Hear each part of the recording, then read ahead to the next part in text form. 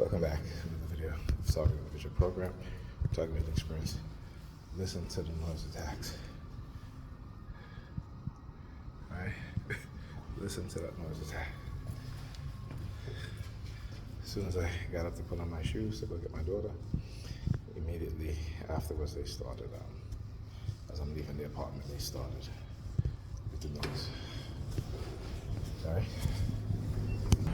Alright. Oh, look, they stopped.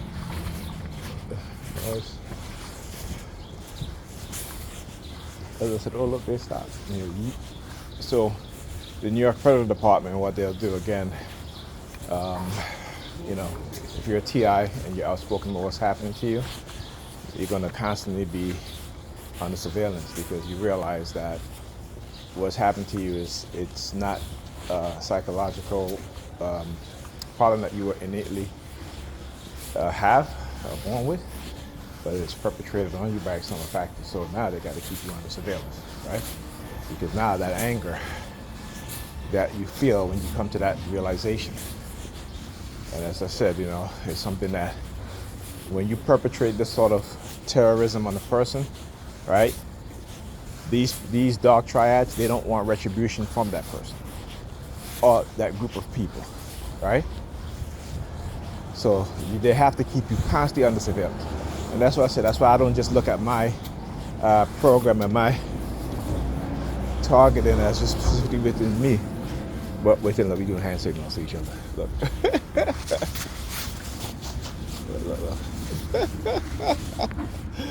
Look. We doing hand signals to each other. He started it, right? Anyhow. Just like with black people, this is why in the black community it's surveilled heavily by the racists and dark triads in the police department, and also the FBI and the CIA, right? And we know this. Again, like I said, I don't just say these things. We know this. There was a young black man on YouTube who, I'm not sure if it was the ACLU, but one of these civil rights activist group, they had a conference. And this young black man, somehow his name ended up on the FBI terror list, right? In terms of, because of his activity and outspokenness about, getting involved. He was involved in black activism, which the FBI coined as black activists as black extremists, right? So yeah, the same dude again. See, well, I guess at least they're consistent with the people some of the people who they sent to target me, right? Whenever they want to convey a message to me, and I'm talking about the predators in the predator department. So they'll send this homeless guy or some other homeless guy, because they're too coward to say it, right? Because they know that what they're doing is wrong. And again, you have to look at, like I said, you got to view them as criminals, because that's who they are. And even the honey traps that they send, they're criminals too, because what they engage in, again, is a conspiracy against your rights. So they too can be held accountable, or anybody else who participate in the psychological terrorism, right? Because again, it's an assault.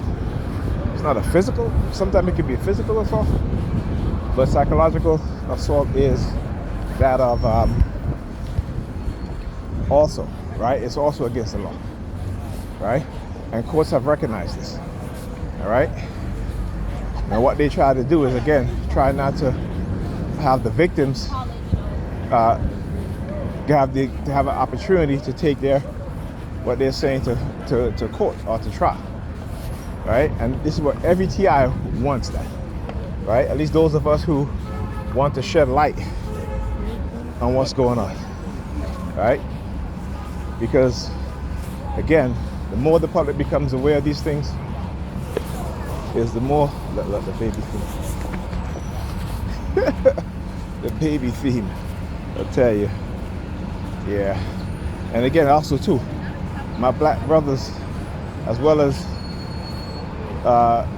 my white brothers too, right? My Asian brothers, my Hispanic brothers, what these white races have done also is use our women to engage in paternity fraud, right? So again, this is rampant. And if you look, this is another issue, a big issue that we have to also address, right? It's the paternity fraud because they have emboldened, what you waving your phone now? Anyhow, yes, bring it on, bring it on. So again, what they do is condition women, particularly within the black community, where you have black women who gets pregnant by a person who don't want to have a child, right? That person is not engaged in that, you know, or have you, or they broke up the relationship. Listen, we all go through it as men. Like I said, that's what I tell my daughter. When you're older, to your woman, you get on birth control, right? You don't have sex with nobody unless you're not using some kind of protection, right? If you're in a serious relationship, you get on birth control because you're not ready for a child, right? Don't leave it up to the man to always wear a condom, because men instinctively don't want to do that. And also, you have women today. These young women are today, right? And again, I'm not saying this. You can go on YouTube and you'll see. You can look at the statistics and the survey that they did, right? That young women get offended by a young man wearing a condom. And the fact is that more black men today wear condoms more than any other group of men, right? Because we have come into the understanding of what is being done, how sex is being used as a weapon, right? To extort money from us, as well as to destroy our health, right? So understand this, like I said, with the paternity thing, where you have black women who just, he got a good job, so this person I was messing with, he gets me all wet and everything, and the other guy got a good job, he's lame, but you know what, he got a stable job, so I'm gonna just go talk to him, sleep with him, and pin the child on him. This is the mindset, right? So again, you gotta understand where that mindset is coming from, because they don't understand where it's coming from, right? One, they're coming from,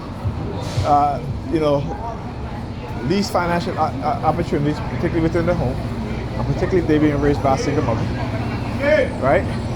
No father in the home teaching anything. Mother's too busy working and doing her own thing, whether it be the church or whether it be partying, dating, and abandoning their children within the home, right? And their education. Okay, so yeah. All right, anyhow, I'll talk to you guys in the next video.